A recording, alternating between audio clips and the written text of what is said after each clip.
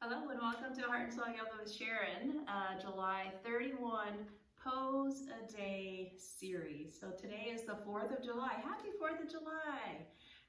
Today we're going to look at down dog. So down dog, typically I like to start in tabletop position. Down dog is an inversion pose, and what that means is that the head is lower than the heart. So the blood is going to make its way towards the head. This is a really good pose for a first inversion pose, number one. Number two, it's really good for a headache.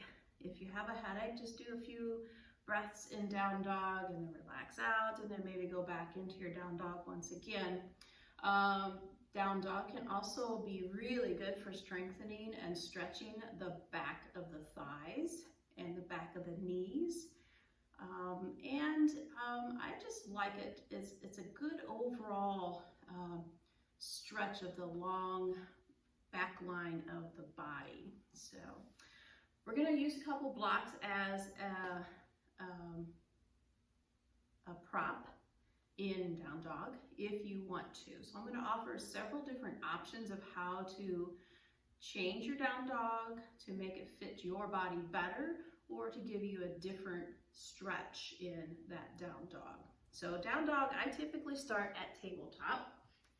So we'll take it to our tabletop here, get nice and aligned in our tabletop as we talked about already. And then we're gonna walk the hands out just a tiny little bit, just to give your heart center a little bit of space here. So when you go to your down dog, you have that space. We're going to start by curling the toes under and take a nice deep inhale. And then when you exhale, we're going to slowly let the hips release up towards the ceiling. And we're going to let the heels start to relax back towards the floor. So this is one misconception of down dog that a lot of people have. My heels have to touch the floor. They do not. They do not. Now, there are things you can do to help you to get to that point, and some people, they do. One thing I like to do is take my feet as wide as the mat, or sometimes even wider than the mat, and that allows my heels to relax back a little bit further. You can also do that with the hands. Take the hands a little bit wider and allow the hips to relax back. You don't have to have your knees straight. You can bend those knees. So what happens there is you get a little bit more stretch in the shoulder versus the back of the leg. Or let's say you're a runner and you have really tight hamstrings here. So coming into a down dog with straight legs is kind of difficult. So you might want to start with those knees bent ever so slightly, and then maybe slowly begin to straighten out.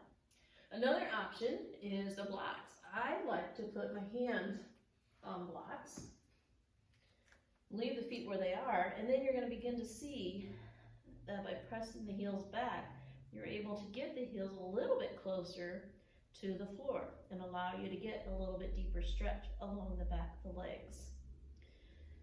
And to return, always come to your tabletop, maybe press into child's pose, and then bring the body upright. So that is your down dog. It's a beautiful pose, and it's a very common pose in a lot of sequences of yoga. It's probably one of the more popular poses of yoga. So there's several options that can help you to get your down dog to be the most beneficial for you. So until next time, namaste and be well.